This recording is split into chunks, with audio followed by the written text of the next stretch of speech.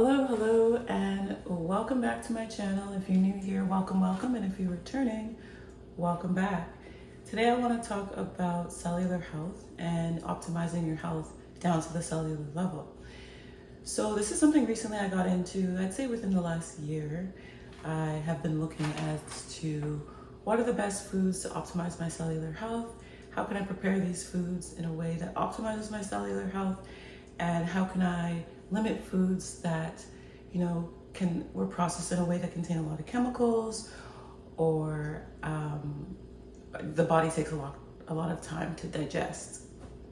And so, for example, I used to eat a lot of nuts, and I didn't realize that nuts actually have there's a lot of toxicity in the soil where the nuts are prepared, and then nuts also produce prussic acid, and then you ingest that prussic acid and it's essentially toxic for the body.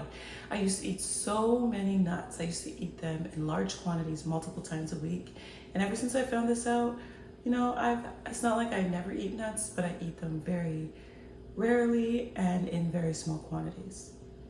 Also, for example, I know that chefs, they always blanch the potatoes and they will boil the potatoes, and then when that frothiness comes, they'll dump the water and then put fresh water and then continue to finish cooking the potatoes. And I didn't really understand why, but apparently when you get that frothiness from the first boil, there's a lot of toxicity in that water. So when you're dumping the water, you're dumping a lot of the toxins out from that water. And then when you add fresh water and cook it again, then it's now safer to eat once you finish cooking it. So a lot of this stuff I didn't really know, and you would just think that, okay, I'm eating potatoes or I'm eating nuts, this is healthy food, but it's also all about how is that food grown, and how is it prepared and processed can really make a difference as to whether that food is really healthy for you or not. So I have this friend of mine, and she's a cellular health specialist. So she's been really helping me to understand all these different types of foods and what foods are optimal, and then also a lot of food prep and how to do food prep in a way that you're planning ahead to prepare those foods that optimize your health, and then taking the time to prepare them in a way that they should be prepared to maximize optimal health. And I'm not here to tell anyone how to eat or what to do, but I really want to bring y'all along in this journey. This is the to the intro of cellular health and symptometry. So symptometry is essentially the practice of, optimizing your cellular health and eating to optimize your cellular health. And so this is something I've been getting into. My friend, she studies it. She's been studying it for several years, and I'm just tapping into it now within the last year. And so I'm really excited and I'm really passionate about it. But I just wanted to bring this up as a to get people to start to think about these type of things, and to think about what are the types of foods that you're eating, and do you know if these types of foods are actually optimizing your health or not optimizing your health, or if some of the foods that you're eating are really making your body work overtime to even just break it down. So that's a little food for thought. I know old habits are really hard to break, and sometimes somebody has to have a reason for wanting to be motivated to change their life or to change their health. For me, I did have those reasons, and that's why I am so motivated to continue on this journey and learn how to optimize my health. But I'd like to know, is there anyone else out there who's looking to optimize their health on the cellular level? If so, drop a comment below, because we can be on this journey together. And it's not about telling people what you can and can't eat.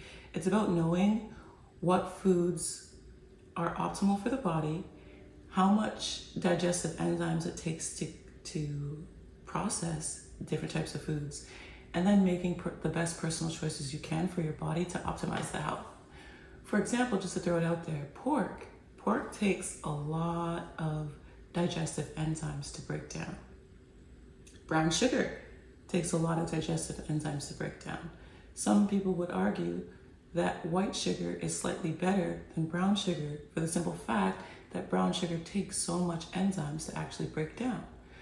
Now, there could be a debate as to white sugar, brown sugar is better because white sugar is bleached, and you could go back and forth. But at the end of the day, if your body is taking a lot of energy to digest certain foods, then it's taking energy away from other things it could be doing in the body, such as healing the body.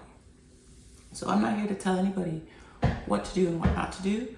I just want to spread awareness of this practice of symptometry.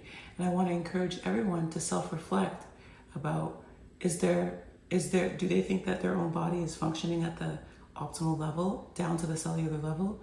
Or are there some changes that they could make to increase the optimization of their body functioning? Definitely something to think about, and I will definitely be making some more videos about this. This is the to the intro of cellular living and optimizing cellular living, and I really look forward to getting more into this topic.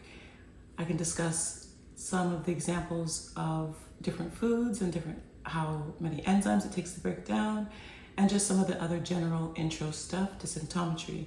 I can also bring on my friend who is the cellular health specialist, and she can get into some more of the details and also give advice as to how to prepare some foods, because she's also a chef, so she can also help give advice to how to prepare some foods, how to do food prep, and which foods when you're going to the grocery store are the best to reach out for, and maybe ones that you can avoid or limit in your diet.